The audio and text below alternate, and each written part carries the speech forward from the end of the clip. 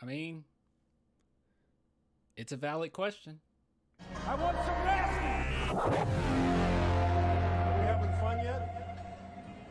So before you jump into the comments and you just go ahead and say, yes, of course we need a big. What are you talking about? Let me just talk to you for a minute, man. Because I'm not 100% sure, and I'm going to tell you why. So let's talk about Jock Landale very briefly. So Jock Landale, every single time he gets an opportunity, he shows his worth as a player. You guys know, as soon as we got him, I went through so many comments as far as like people that were from Australia that were telling us, yeah, dude, he's legit. He's really good. We really love him here. So overall, look, I took that and I took it with stride and I said, you know what? You guys are probably right. You've seen more of him than I have. And when I looked up, you know, certain interviews for him, and when I looked up some of his highlights, I said, hey, he's pretty good, especially a good sharpshooter, if that. So yeah, and I made hyperbolic claims. I said maybe he can be the next Pau Gasol. Okay, I said a lot of things. Okay, I'm crazy. We get wild over here in this channel. But what I have to say about him is, overall, when he gets an opportunity, he shows his worth. So just looking at it, and what I mean by that is, I mean, right out the bat, man. A couple games ago, 35 minutes, he went 12 for 15, bro. Like,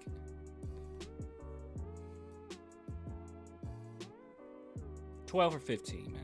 12 for 15. And you know what? And this is what's most impressive about the 12 for 15, okay? It's not the fact that he went 12 for 15, okay? That could be anything. You know, that could just be, you know, putbacks or whatever. You know, it wasn't, but it could be anything. But what's impressive about it is that with his inconsistency in minutes, every single time he gets some type of minutes, he plays fairly well for the most part. I mean, if we go down here, you know, it's kind of iffy. But the thing is, when you're not getting in a rhythm and you're not getting those minutes to really come into your own, that is impressive to come off of a 6-minute game, go into a 35-minute game and go 12 for 15 with 2 assists and 2 steals, 7 rebounds. That is impressive. Now, he's still getting beat on the defensive end, okay? Don't get me wrong. Like, he still needs some work on his defense, and that's something that he's even cognizant of. So I'm not going to get on to him about it. He said it many a times. He said in interviews before he even got to the San Antonio Spurs that he's going to have to work on his defense. And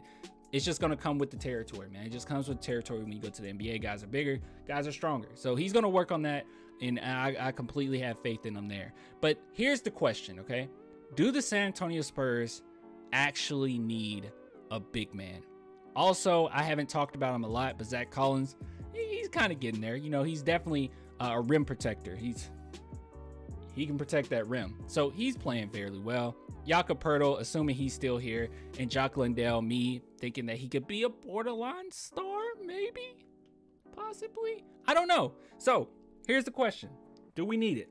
And my answer is not necessarily. Now, I think that if the Spurs can't get this man right here, okay, he's going to be available. And if the Spurs for some reason cannot get him, which we have the availability to get him, if he wants to come here, we can give him the bucks to get here. But if we can't get him, I think that, yeah, you probably look at the draft, maybe get a big, possibly. But here's the thing: wherever we land in the draft, we're going to have many opportunities, okay? We're going to have an opportunity to get a really good player this upcoming draft. And I think that the San Antonio Spurs, what they could potentially do is just go for the best player available. Because in today's NBA, I think that you can manage if you can just have centers that are rim protectors. As long as you have someone who can create their own shot and really is a threat. Now, it definitely helps when you have a big who can do so many other things. I mean, if we're talking Giannis, if we're talking Jokic, if we're talking Embiid, I mean, there's so many great bigs in the NBA where, yeah, I would prefer a big, but that's not the end all be all. Okay, you can have a team where you don't necessarily have a superstar caliber big and win a championship, or at least get into, you know, back into the conversation of the playoffs. So overall, yes, I would prefer. Man, my nose is itchy, guys. Maybe it was that cocaine earlier. I'm just kidding, guy. Anyways, yeah. So I don't think that we necessarily need a big. I know it helps. I know that you're gonna definitely need some type of key small forward going forward. But overall, I think that you could pretty much manage if you just have solid bigs. Now, with that being said, what I mean is we don't need a superstar caliber big, but I'm gonna be honest, I'm gonna be transparent with you guys. I do not have 100% faith in our big man core right now. I do have faith in Jock Landale. Jakob is pretty good, and Zach Collins is pretty good, but overall it doesn't look necessarily pretty. But it's not just their fault. It's just because the team is so young, and we, you know, even though we're leaning on DeJounte Murray and Keldon Johnson and Lonnie Walker, you know, here and there, it's still something missing. We're still missing that guy, you know what I mean? Now, DeJounte Murray has the attitude for it, okay? He has a pretty good, if not great, skill set, okay? He's an all-star. Can't take that away from him. But at the end of the day, you're going to need some type of superstar.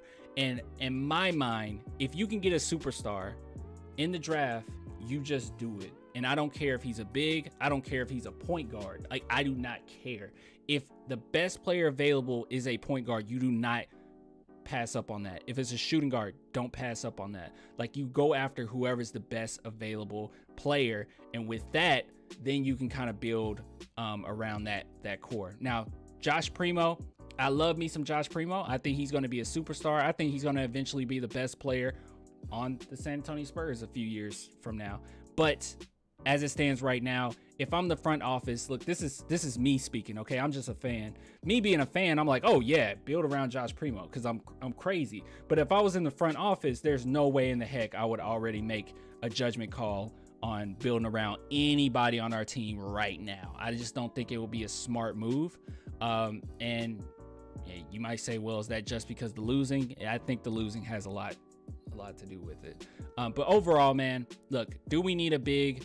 Yes, I would add a big to the core. I just don't necessarily think we need a star big necessarily. If you can get a superstar in any other category, do it. I do not care about going after the superstar big, especially if we're going in the draft and that's all that's available is a really good point guard, a really great shooting guard, or something. Like, you just take it. And you know, that's also going off of the fact that you don't get DeAndre Ayton, whether you get him or not. That's what I would do. So that's my thoughts on it. You guys let me know what you think. I know that bigs are very valuable in the NBA. Like, I'm not going to downgrade that. Obviously, if you have nothing but guards, you're not going to be a great team. But we're in a rebuilding phase, and when you're in a rebuilding phase, sometimes the direction doesn't look as clear. But I think that if they just go after the best players available, they'll be good. But overall, man, I do want to say this really quick. Jock Landale, you're really, really good. I like you on this team, and we'll see what happens. But we'll just see what happens. I'll give it to you guys later, man. Until next time. Deuces.